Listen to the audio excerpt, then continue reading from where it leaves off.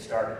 We're going to make it quick and simple and try to explain a few things briefly. We won't try to be long, but do want to explain some things and help everybody get on the same page as to some new things we've put into place that have already been this past month, and then some new vision and ideas that we have moving forward. We want to get you on board with that and answer any questions that you have and explain a few things.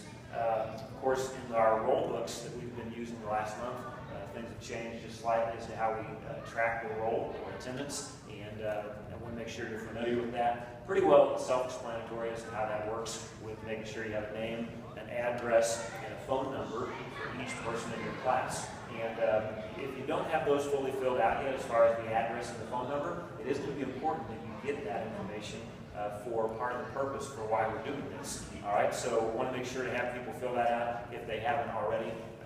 And then, of course, marking the dates of the month that they come.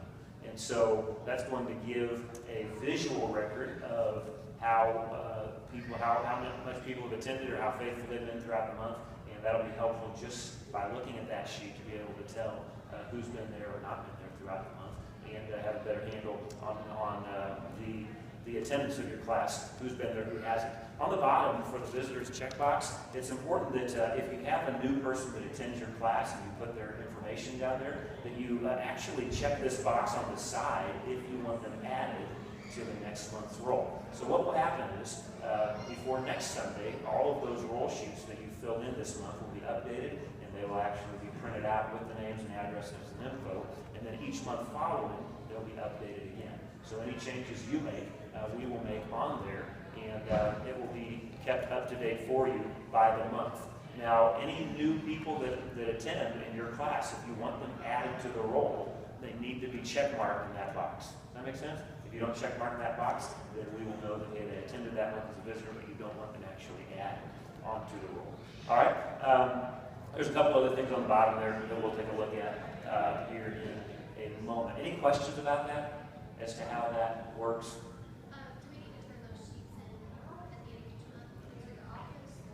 If you do, that's fine. If you remember, you can put them on the desk downstairs in the secretary's office. If not, we'll just go around and gather them up from each class.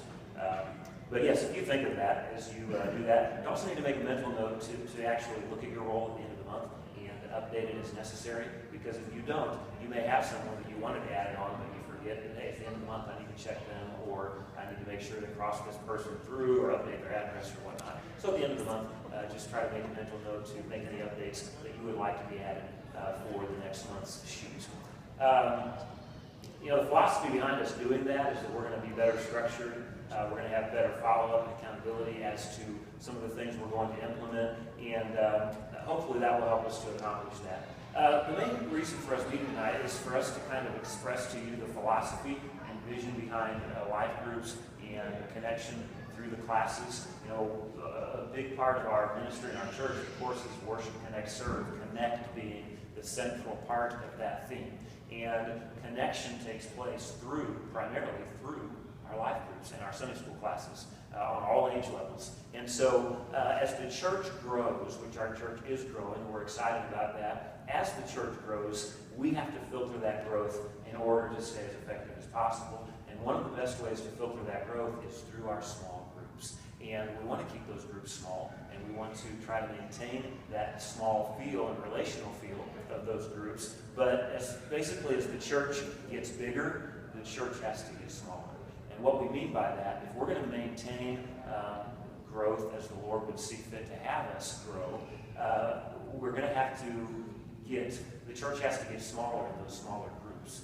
And we have to put more focus on those smaller groups so that we can reach more people. Because the truth is, many churches will plateau and never continue to grow and reach more people, because as the church gets bigger, they cannot actually expand to become bigger unless they focus more on those smaller groups and be able to make connection happen on the small level. And so we want to make that happen, so connection continues to be a very vital part of what we're doing. So, connection starts and takes place on a small group level where people are connecting. They're connecting most with the people their age and their life group. We're accomplishing our purpose, and our twofold purpose for our life groups is this. Number one, spiritual growth, and number 2, relationships and connectivity of relationship building. And those are the 2 main things we want to see happening in our life group. So what this looks like for our life groups is this. We want you to, and many of you do and have adopted the vision of what life groups is all about, and that is cultivating a sense of community in our classes, where we are helping our class, the people that are with us every Sunday, to develop a sense of relationship with the other people in that class and community.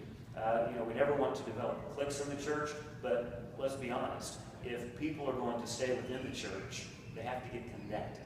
And they're going to most get connected, not necessarily in cliques, but they are going to get connected in groups with people their age who they can relate with. And so that is going to happen through connecting in life groups. So what we're doing currently in our classes is accomplishing that purpose right now of cultivating that sense of community, and what we're going to try to move towards is going to help us to further accomplish that more effectively. Think about it this way. We understand that the people who get connected get involved. They serve. And the people who get involved or who serve are the people who are going to stay. And the people who are going to really, they're going to invest themselves in the ministry. And that's what we want. We want people who are going to invest themselves in the ministry as we continue to reach more folks. I want you to consider the people who are connected right now, Grace. Think of the people who are connected, they're serving, they're a part of the ministry. I'll tell you, number 1, those are people who have caught the vision for our vision statement, worship, connect, serve, because they're people who are attending life groups, and they're people who are serving. Who are the people who are serving in ministry? Well, almost all of them, if you think about it, are people who are in life groups. You won't think of anyone or very few people who are serving regularly and faithfully who are not in a life group. Why? Well, because many people are coming on Sunday morning, they're worshiping.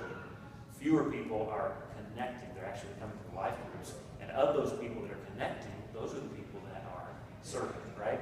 And so even some of those who are connecting, we want to get them to that next level of service. And so no matter how good our classes are, our services and programs are, people are not going to stay if they don't get connected, because relationships always win. And it doesn't matter whether it's a church or anywhere else, relationships always win. So our job as life group leaders is to facilitate not just the class, but the connection and relationship that happens through the class. We want you as life group leaders to help us to take that connectivity beyond the class. And so we're asking you to participate in 2 ways to make that possible, to take it beyond the class. Now, the 2 things I'm going to share with you are specific to our adult life group leaders. If you are working with our children's ministry as a Sunday school teacher, these are things that we'd like to move towards as well. And I'd like for you to get on board with doing some of these things, but these are specific, what we would, I guess, say requirements of our adult life group leaders that we're asking you to do.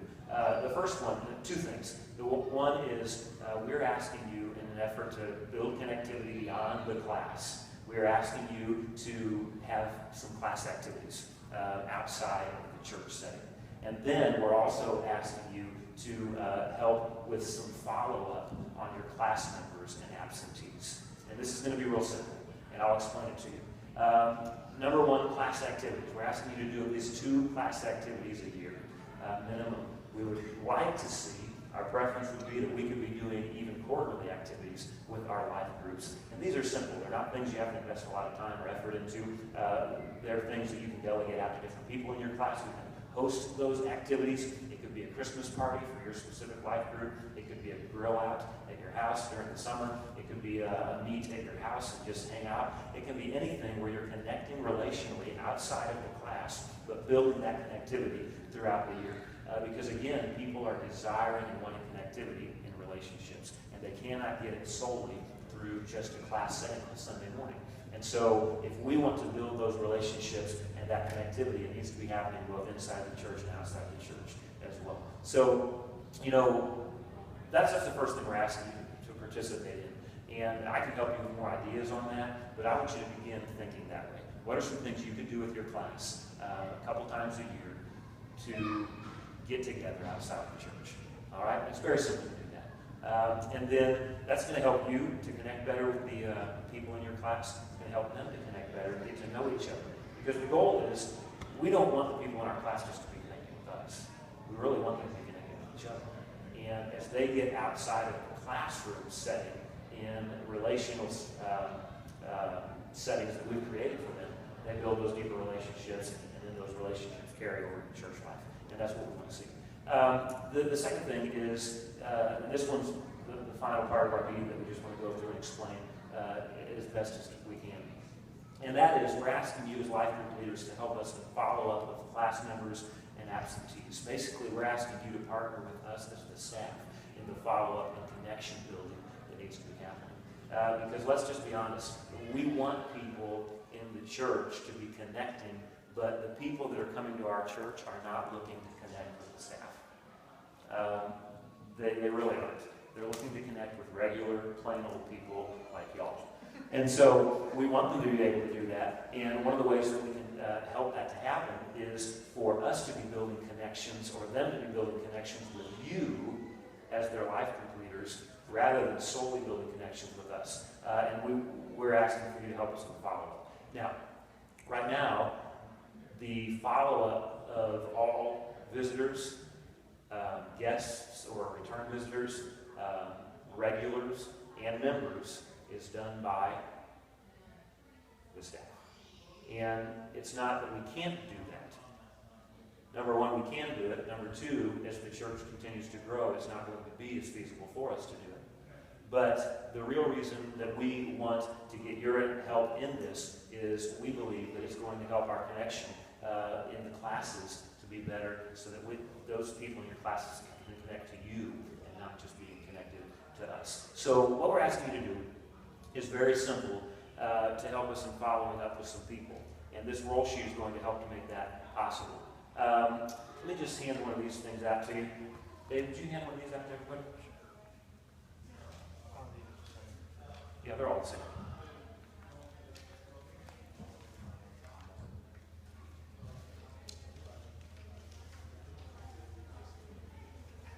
The new roll system actually allows you to be able to connect by visibly seeing who needs follow-up on your sheet. As you look at that roll list, I've got Tom's book here that I grabbed from your class, Tom.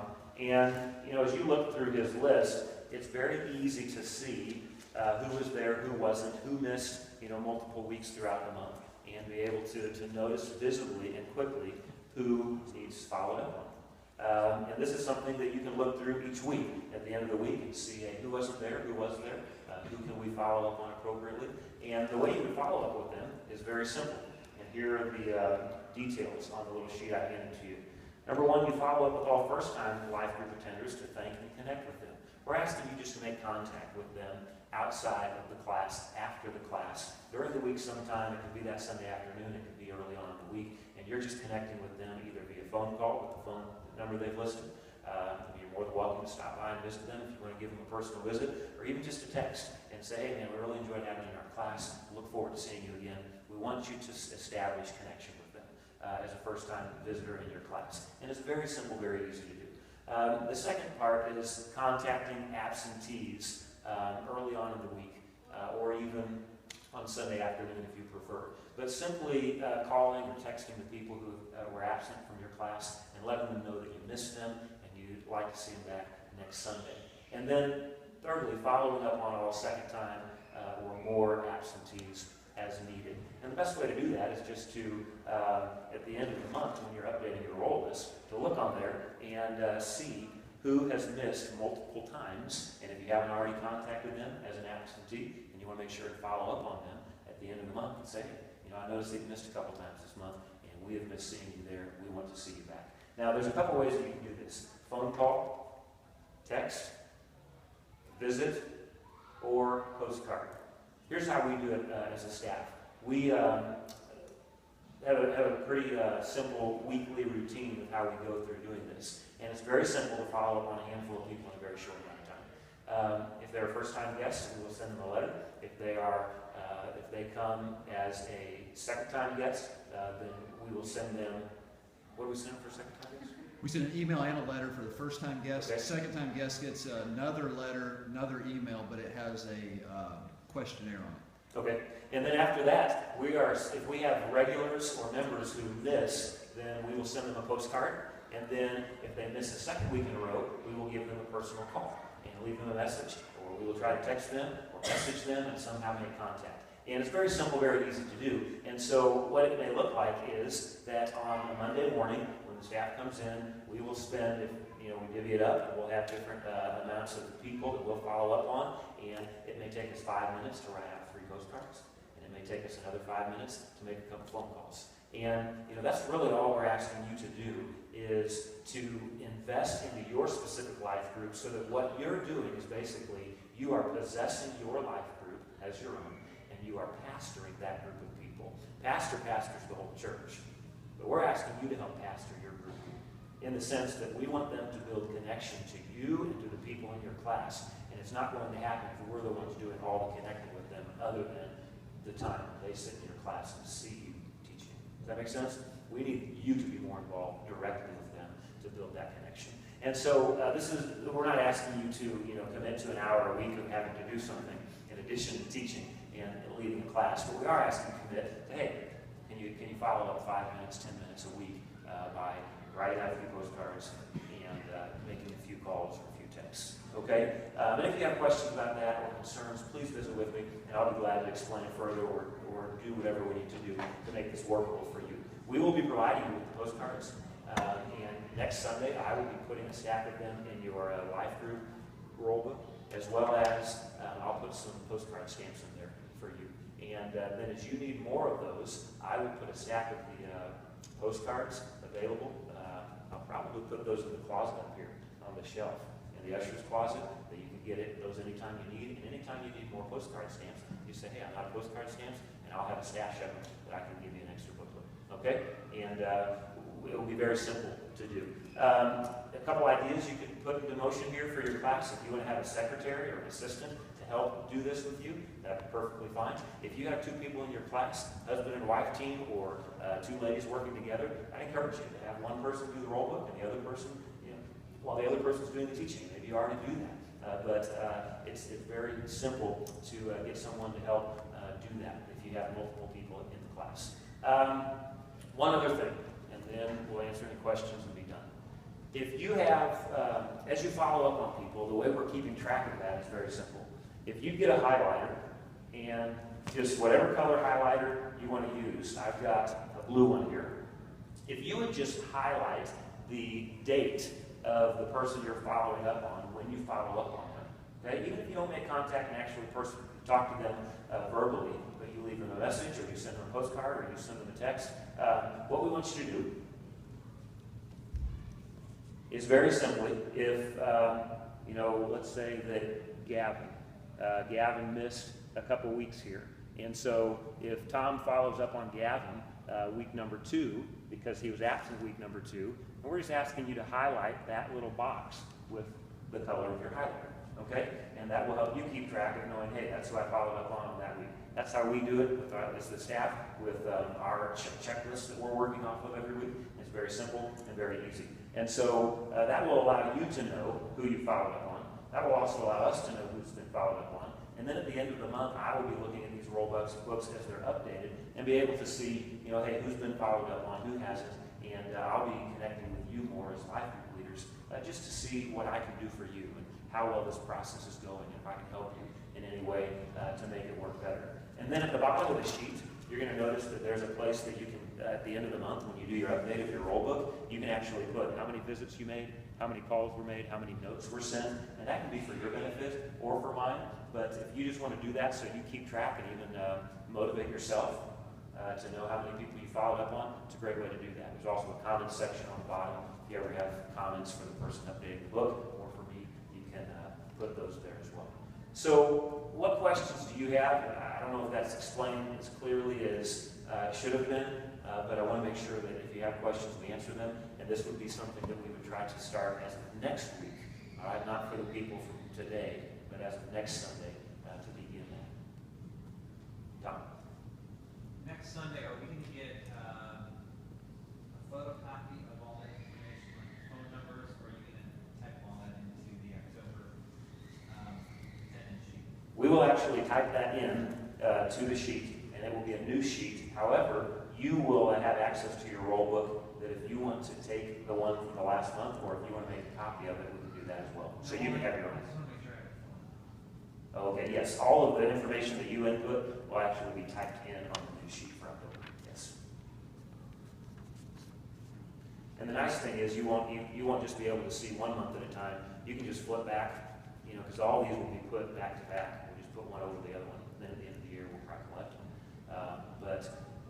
You'll be able to look back throughout the whole year and see who has or hasn't come, or if someone's missed the last 3 months. Otherwise, right now, the way that we have been doing this only allows us to do that by memory. And honestly, we're not going to be effective if we're just doing it by memory. If we're going to be following up on these people, we need to be able to look and see, here's who's been, who's not been, and here's who we need to be following up with. Yes?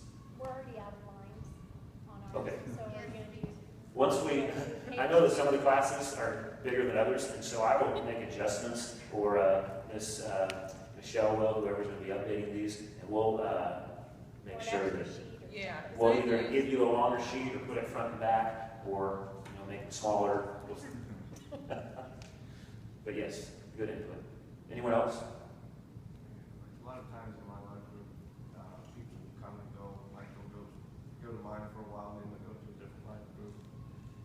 Is there going to be some way to notify you? Okay, they've been absent from yours a couple or two or 3 weeks. They're going to somebody else's.